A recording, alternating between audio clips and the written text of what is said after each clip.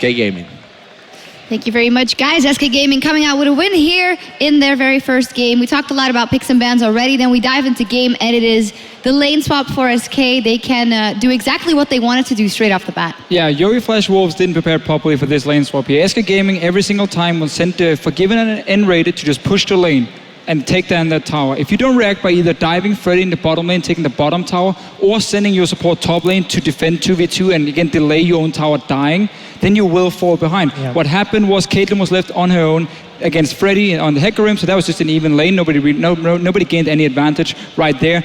SK Gaming took the tower top lane, Sword Art was roaming around kind of weird, didn't really know where to be, and in the end, as soon as that tower dies, SK Gaming swaps down to the bottom lane, takes the next tower, and this is how they keep rolling, and you cannot do that. We'll take a look at a replay from that early game as we do see Freddy actually dying. He gets caught out of position, but that doesn't impede with the way SK Gaming likes to play, as they will react very quickly with a dive, in the bottom lane. We'll get that replay on your screen in just a second, just showing how SK is able to execute what they love to do. This is just SK at their finest. Freddy will always pull attention and pull aggression from his opponents, and SK as a team will focus their vision and their decision-making around the player that is ahead, and it is always Forgiven. Forgiven does not fail CSing, ever.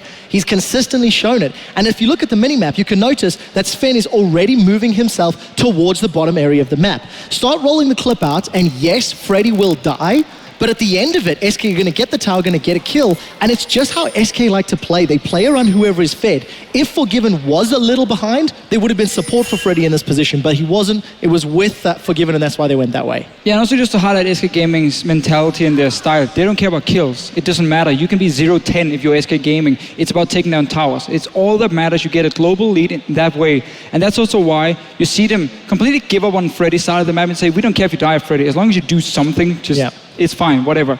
We're gonna go bottom lane. We saw the push, top lane tower down first, then bottom lane you had a BF sword and a pickaxe on your Lucian to a BF sword only on the Caitlyn. So you're already stronger right there, and that's why they can go for these pushes. So that was a bit of a mistake for the Flash Wolves, and also why they fell behind. It's a mistake, you know what? Mistake, great, I'll take it. He also made a lot of mistakes, by the way.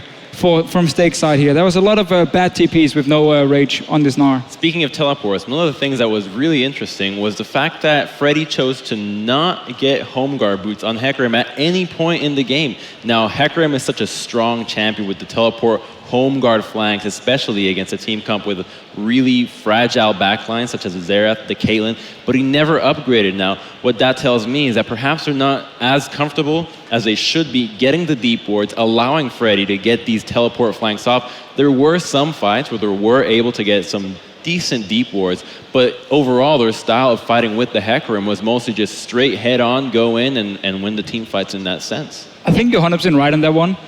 It's weird when you watch Freddy play and SK play, because what they do is they push the lane, and then Freddy runs from his lane down towards the dragon. He doesn't recall first. I think maybe that's why it didn't go for home guard, but I agree 100% on your point. We'll have to come back to that in a minute, because we do have N-rated ready on stage with Chover to get some